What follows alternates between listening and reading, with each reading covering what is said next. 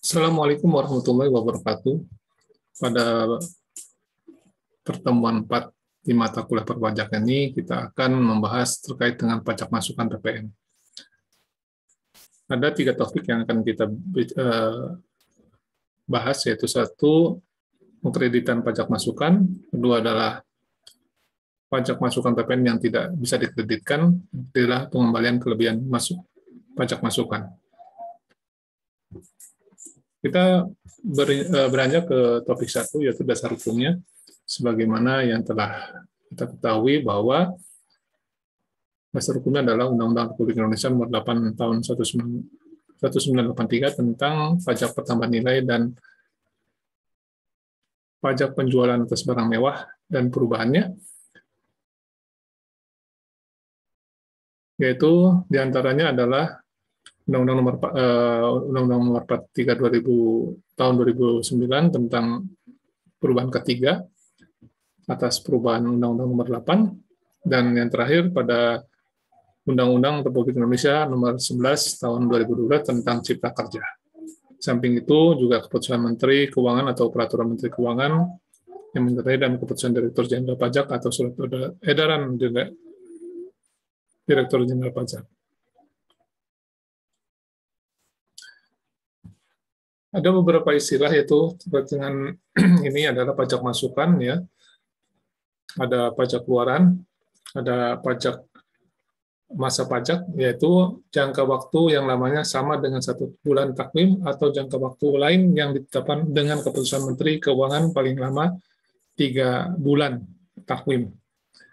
Ya, jadi masa pajak itu adalah 1 bulan atau 3 bulan jika diputuskan oleh Direktur Jenderal Pajak atau Menteri Keuangan.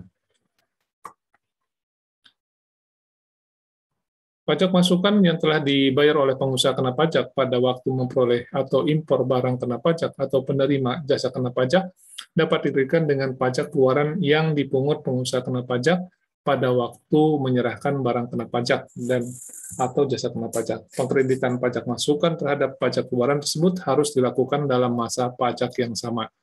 Jadi pengkreditan atas PPN ini adalah terhadap barang kena pajak ini adalah 1 bulan, ya, dengan atau istilahnya masa yang sama atau 1 bulan. Rumusannya adalah pajak keluaran dikurangi pajak masukan sama dengan pajak yang harus disetor ke kas negara. Pajak masukan dapat dikreditkan tetapi ternyata belum dikreditkan. Nah, bisa aja dengan waktu yang berbeda bisa dilakukan pengkreditan, ya. Artinya bulan berikutnya bisa dikreditkan asalkan, ya,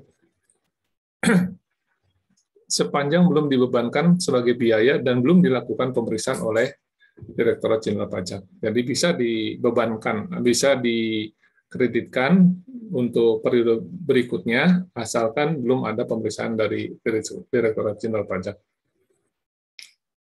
Mekanisme seperti ini, ya, kurang lebih, ya. B menjual, membuat faktur ke A, dan A menerima faktur dan dipungut PPN oleh B. Nah, ini maka A bisa mengkreditkan pajak masukan. Ketika A menyerahkan barang atau penyerahan penerimaan JKP, pengimporan, atau pihak pemanfaatan BKP tidak berwujud, pihak pemanfaatkan JKP terhadap PKPC, maka A membuat faktur pajak dan C tentunya menerima faktur pajak, ya, sebagai dasar untuk pajak masukan. Sedangkan sebagai A adalah menjadi pajak keluaran. Itu gambarannya. Contoh, selama bulan takwim terjadi kegiatan usaha sebagai berikut: membeli bahan baku dan lain-lain pabrikan sebesar 100 juta, menyerahkan hasil produksi dengan harga 60 juta. Maka penyelesaiannya adalah 10%, ya, pajak masukannya adalah 10% kali 100 juta atau 10 juta, pajak keluarannya 6 juta, maka PPN yang dibayar dalam masa pajak yang bersangkutan adalah 4 juta. Kelebihan tersebut dapat dikompensasi pada masa pajak berikutnya atau dapat diminta kembali. Apabila dalam suatu masa pajak keluaran lebih besar daripada pajak masukan, maka selisihnya merupakan pajak yang harus disetor ke kas negara atau PKP. Dalam hal kasus ini adalah bayarkan pada masa yang bersangkutan. Kedua adalah contoh kedua, selama bulan takvim terjadi kegiatan usaha, membeli bahan baku 150 juta, menyerahkan BKP hasil produksi dengan harga jual 200 juta, maka pajak masukannya adalah 15 juta, pajak keluarannya adalah 20 juta, PPN yang harus disetor ke kas negara adalah 20 juta, ya. Pajak keluarannya lebih besar daripada pajak masukannya, maka kewajiban PKP harus menyetor ke kas negara sebesar 5 juta. Tempat pengkreditan pajak masukan yang dibayar memperoleh barang kena pajak atau jasa kena pajak dikreditkan dengan pajak keluaran di tempat pengusaha kena pajak dikukuhkan. Jadi di mana pengusaha itu dikukuhkan. Nah, itulah tempat pengkreditan kredit pajak. Terus faktor pajak yang menjadi dasar pengkreditan harus memenuhi ketentuan yang berlaku, ya, antara lain alamat pengusaha kena pajak tercantum dalam surat keputusan pengukuhan. Direktorat Jenderal Pajak dapat menentukan tempat lain, artinya bisa aja Direktorat Jenderal Pajak menentukan tempat lain untuk pengkreditan pajak masukan terhadap untuk PKP, yaitu sebagai dasar pengkreditan pajak masukan atas perolehan barang kena pajak, jasa kena pajak, baik permohonan tertulis dari pengusaha kena pajak maupun secara jabatan.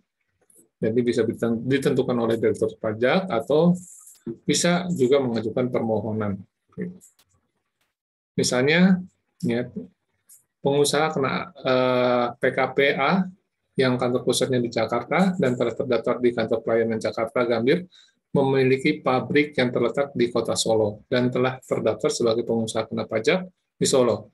Pemberitahuan impor barang PIB dalam rangka mengimpor barang kena pajak menggunakan NPWP kantor pusat Jakarta. Dengan persetujuan Direktur Jenderal Pajak, pengusaha kena pajak di Solo dapat mengkreditkan pajak masukan yang tercantum dalam dokumen impor tersebut. Jadi bisa melakukan pengkreditan walaupun di luar tempat pengukuhannya, yaitu dengan cara tadi adalah mengajukan permohonan atau direktur Jenderal Pajak dengan secara jabatan bisa menentukan mengukuhkan tempat pengkreditan pajak masukan. Mungkin ini yang untuk pertemuan topik 1 ini, dan terima kasih atas perhatiannya.